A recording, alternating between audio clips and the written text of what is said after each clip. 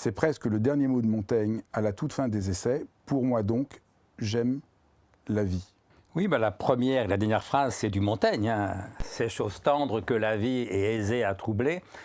Oui, c'est une formule dans les Essais de Montaigne qui est à peu près le contraire de ce que disent et Épicure et Spinoza sur la sagesse. C'est pour ça que ça m'a tellement frappé, parce que le hasard, pas vraiment un hasard, mais à la fois biographique et universitaire, fait que j'ai lu Montaigne bien après avoir lu Épicure et Spinoza.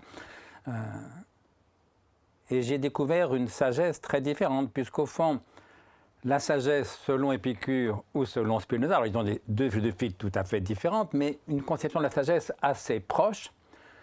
Ils caractérisent au fond la sagesse par une sérénité totale, absolue, indestructible. Voilà.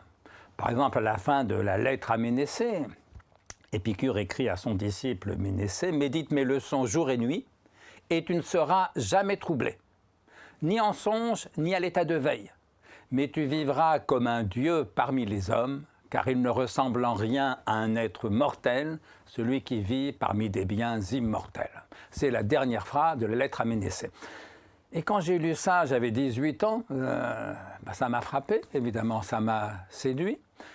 Et d'autant plus, finalement, que je sortais d'une conception de la philosophie très différente, puisque moi, j'ai découvert la philosophie en partie par la politique. Et donc, j'avais 16 ans en 68, donc je me suis retrouvé sur des positions d'extrême gauche très banales pour les gens de ma génération à l'époque, plus rares aujourd'hui. Et donc, j'ai lu Marx. Et donc, à 18 ans, j'étais marxiste. Et puis, les auteurs que je lisais, les contemporains, ne parlaient jamais de sagesse, au fond.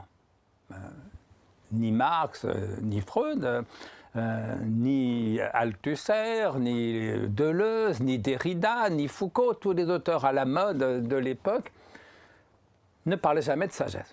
Et moi, quand j'ai lu Épicure, quand j'ai lu Spinoza, ce qui m'a frappé, c'est une pensée qui ne sert pas seulement à penser mieux, mais qui sert à vivre mieux. C'est ça, au fond, la philosophie. J'ai souvent dit, philosophie, il s'agit de penser mieux pour vivre mieux.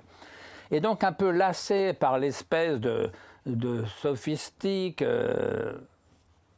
des années 60-70, j'ai fait ce retour vers les classiques et puis finalement vers les anciens, vers les Grecs spécialement. Et donc j'ai essayé de redonner un sens à l'idée de sagesse. Voilà,